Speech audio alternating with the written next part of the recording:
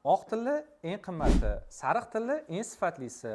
Nega O'zbekistonda qizil tillalar mashhur?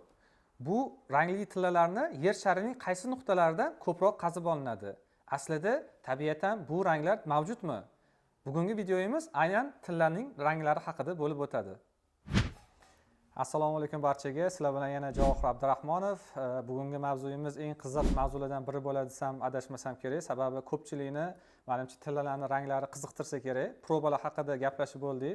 Qo'ldan kelgancha tushuntirish berdik. Bugun sizlar bilan tillalar nimaga ranglanadi, ularni qaysi nuqtalarda qazib olinadi, hammasini tushuntirib o'tamiz.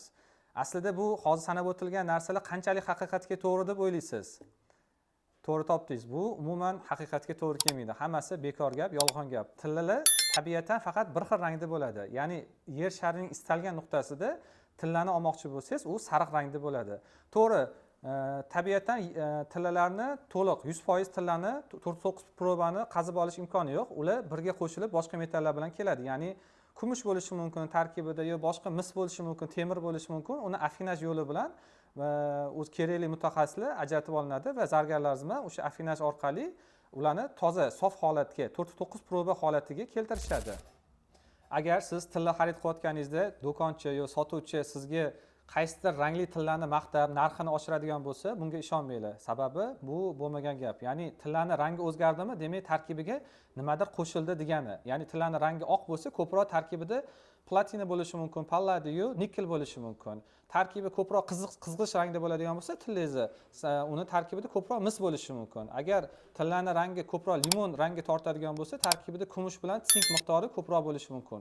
U degani o'zi aslida 4-9 probali tillani rangi sariq deb aytamiz. Agar boshqa rangli tillani kimdir sizga maqtasa, demak u probasi past bo'lishi aniq bo'ladi. Ba'zi holatda 4-9 probaning ustidan paktita qilishgan bo'lishi mumkin. Endi galvanika yo'li bilan deymiz. Endi bu kamdan kam holatda bo'ladi. Ya'ni ko'pchilik 4-9 probali tillani olayotganda uni o'zini tabiiy rangida bo'lishini xohlaydi. Men adashmasam, o'zimning tajribam yo'q, uni boshqa rangda bo'lishi haqida. Videoda aytmoqchi bo'lgan narsamiz, aldanib qolmanglar. Tillalarning ranglari hech qanaqa sizga qanaqadir ortiqcha nima beradi, sifat berishi yoki bo'lmasa ortiqcha obro'sini ko'tarishi yoki qiymatini ko'tarishiga hech qanaqa aloqasi yo'q. Bu o'sha zargarlarimiz tillaga rang berish ligaturalar orqali deymiz, ko'rib turgan narsalar mis tarkibi asosan misdan iborat. Ko'p qismi tarkibida nikel bor, masalan, oq ichida. Bunda ko'proq mis bor. Buni tarkibida ko'proq sink bo'ladi, ya'ni boshqa metallar bo'ladi.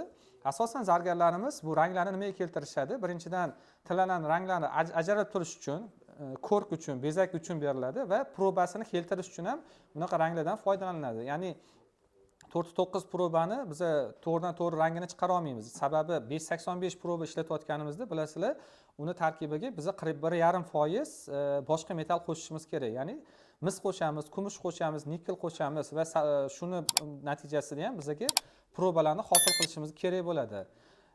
Buni metallarning ranglarini bo'lishiga ham xuddi shu sabab bo'ladi. Ya'ni probaga keltirishimiz uchun biz boshqa metal qo'shishimizga majbur bo'lamiz. Shu yo'sinda bizga metallarning tillalarning rangi o'zgaradi. Caravan Gold bu shunchaki tilla emas, bu nafis did va ishonch. Bu yerda zamonaviy dizayn, yuqori sifatli tilla taqinchoqlar va har bir mijoz uchun maxsus yondashuvni topasiz. Uzuklar, ziraklar, bilak uzuklar, har bir buyum o'ziga xos va qadri baland. Caravan Gold sovg'a uchun ham, o'zingiz uchun ham eng to'g'ri tanlov. Ishonch savdo orqali muddatli to'lov ham mavjud. Chorsu Gold Center 1-qavat 55-do'konda joylashganmiz. Qo'shimcha ma'lumot sifatida aytib o'tmoqchiman. Agar sizga kimdir rossiyskiy tillalarning yaxshiligini yoki italyanskiy sariq tillalar yaxshiligini aytib maqtasa, bu ham bo'lmagan gap. Ya'ni bu asosli gap hisoblanmaydi. Ya'ni tilla butun dunyoda, butun yer sharida bir xil hisoblanadi. Mendeleyev jadvalida ham tillani faqat bir xil ko'rinishda keltirib o'tirilgan. Men nima demoqchiman? Har bitta davlatda o'ziga yarasha yaxshi tomonlari bor, lekin bu tillaga nisbatan aytilmaydi. Tilla aytib o'tganimdek bir xil bo'ladi. Uni nimaga aytamiz? Biz dizaynga nisbatan aytamiz, ko'rinishga nisbatan aytamiz, texnologiyaga nisbatan aytamiz, rangiga nisbatan aytamiz. Rangi ham o'sha ligaturalar qo'shilish asosida kelib chiqadi. Shunga bu rangini chiroyli chiqaribdi deyish mumkin.